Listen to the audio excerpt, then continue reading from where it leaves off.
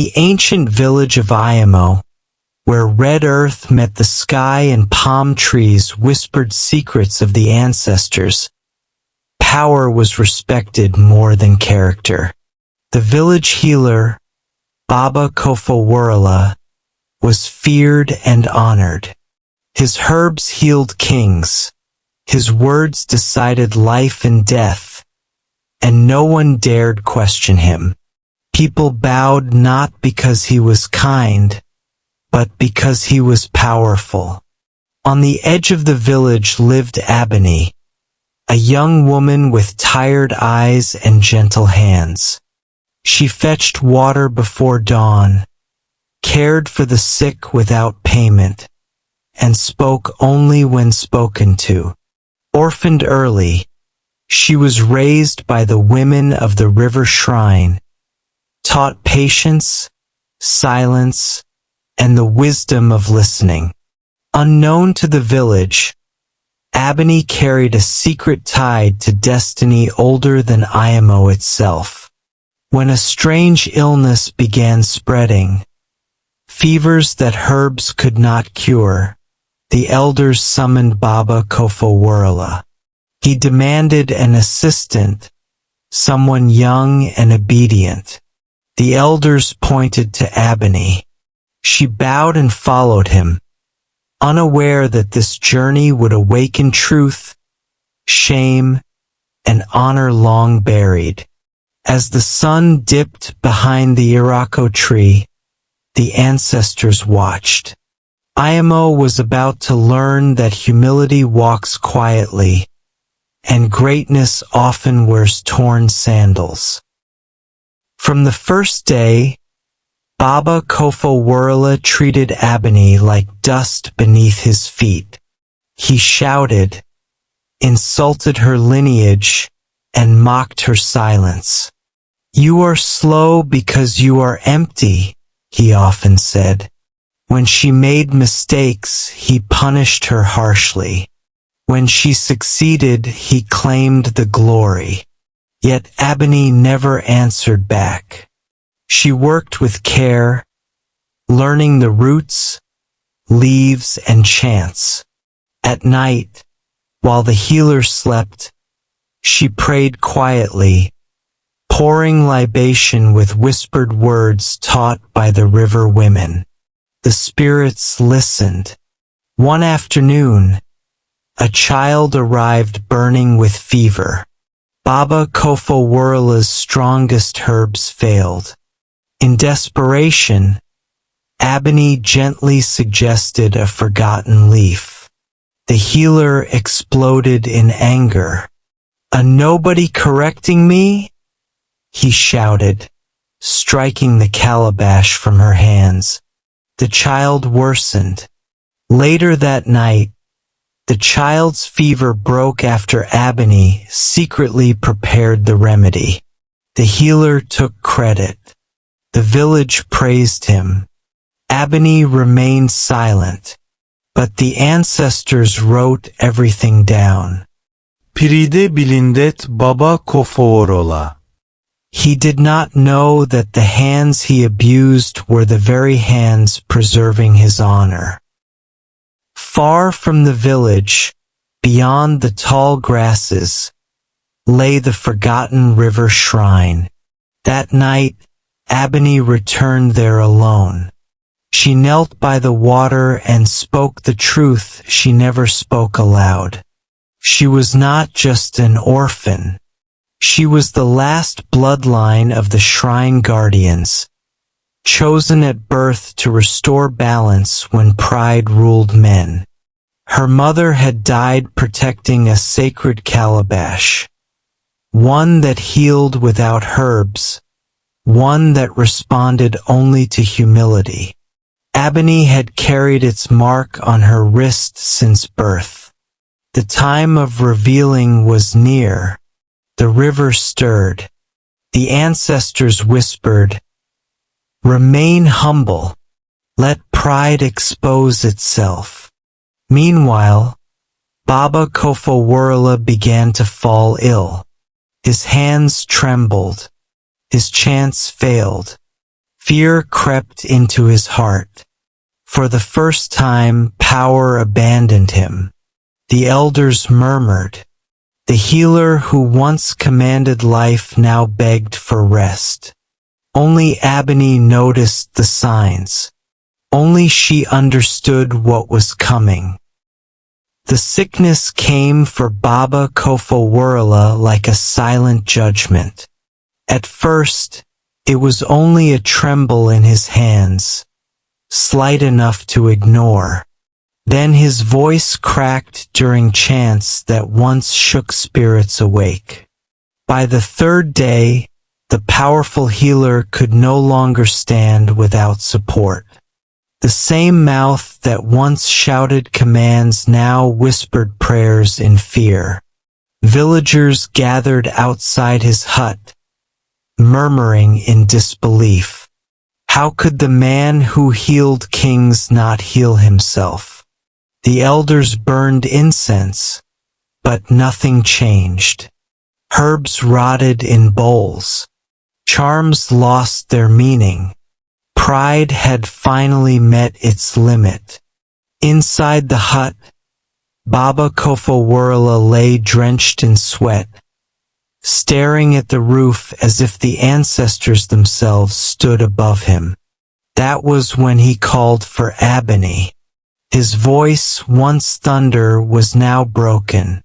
When she entered, carrying no herbs, no pride, only calm, the healer wept openly. I have wronged you, he confessed before the elders. I mocked your silence, crushed your dignity, and stole the honor of your hands. Forgive me, or let me die in shame. Ebony did not rush him. She knelt, touched the earth, and spoke gently. Healing cannot live where arrogance rules, she said. Your illness is not of the body alone. She washed his hands with water drawn at dawn, whispered ancient words older than the village, and asked him to bow his heart before bowing his head. As he did, the room grew still. Even the elders felt it, the weight lifting. By sunrise, the tremor eased. By evening, strength returned to his limbs. Baba Kofawurala lived, but he rose a different man. The fall of his pride had become the beginning of his healing, and the village understood at last. Power without humility is a sickness no herb can cure. The following morning, the village square filled before the sun fully rose. Word had spread like wildfire. Baba Kofawurala had bowed, the untouchable healer had wept, and a quiet young woman had stood at the center of it all. The elders sat in a half-circle, their faces heavy with questions that could no longer be ignored. One elder rose slowly, leaning on his staff. Child, he said, his voice trembling. The ancestors do not move without reason. Tell us who you are. Ebony stepped forward. There was no pride in her eyes, only truth. She knelt first, touching the earth, then rolled back the sleeve of her worn garment. A hush fell over Iamo. On her wrist was the ancient mark, faint yet unmistakable, shaped like a broken circle bound by a line. The oldest elder gasped and fell to his knees. The guardian bloodline, he whispered. The Calabash keepers. We thought they were gone. Memories flooded the elders. Stories passed down in secret, of a lineage chosen to protect balance, hidden when men began to worship power more than wisdom.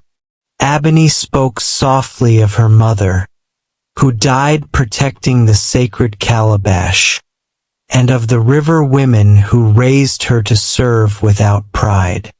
Baba Kofoworola crawled forward, his head bowed to the dust. "I called you nothing," he said, tears streaking his face. "Yet you carried everything I lacked." Abani lifted him gently. "The ancestors did not send me to shame you," she said. "They sent me to remind us all." The wind moved through the square as if the spirits themselves agreed. In that moment, Imo understood. Destiny often arrives dressed in humility, and the greatest honor is not to be feared, but to be worthy. Change did not arrive loudly in Imo. It came softly, like morning light entering a dark room.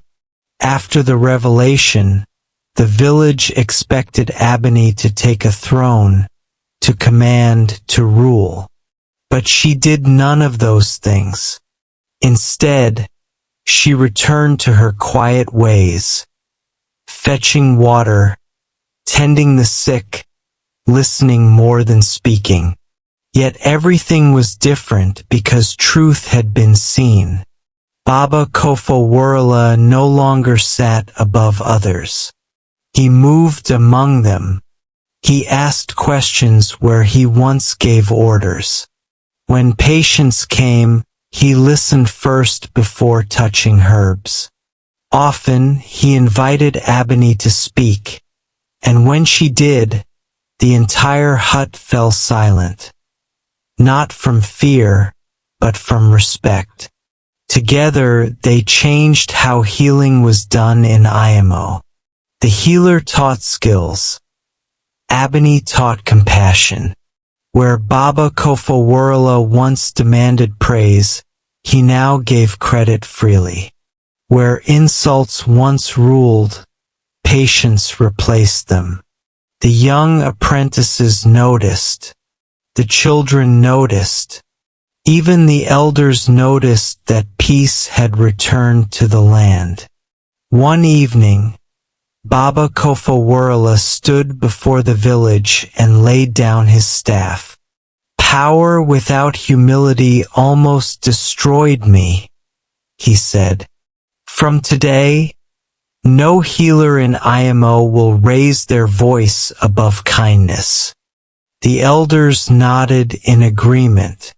A new law was born, not written on wood or stone, but in hearts.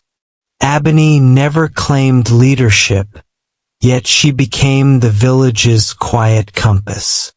When conflict arose, people asked, what would restore balance?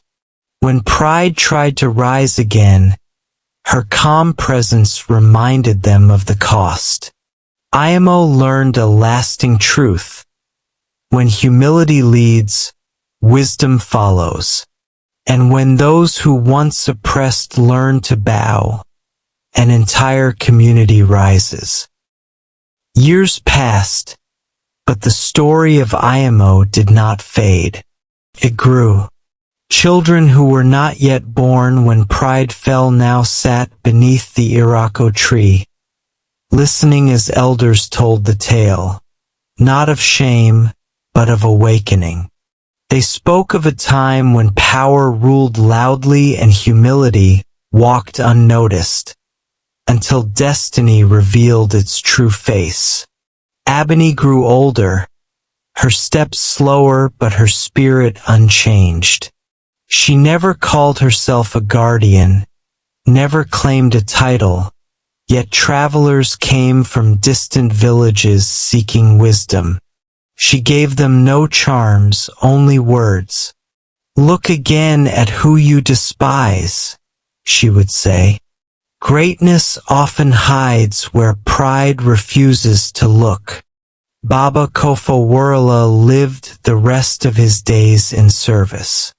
When asked about his past glory, he would smile sadly and reply, I was powerful, but I was blind. Before his passing, he planted a young irako tree beside the river shrine. Let it remind us, he said, that roots matter more than height. When he finally joined the ancestors, the village mourned, not because they feared losing power, but because they had lost a lesson carved into flesh and memory. Ebony poured libation that evening, her voice steady, her eyes lifted to the stars. As the wind passed through the trees, it carried a message that settled deep into Ayamo and beyond, traveling across generations. Never measure worth by noise. Never mistake silence for weakness. Never dishonor those you do not understand. For the ancestors still watch, and destiny still walks among people, quietly, patiently, waiting for hearts humble enough to recognize it.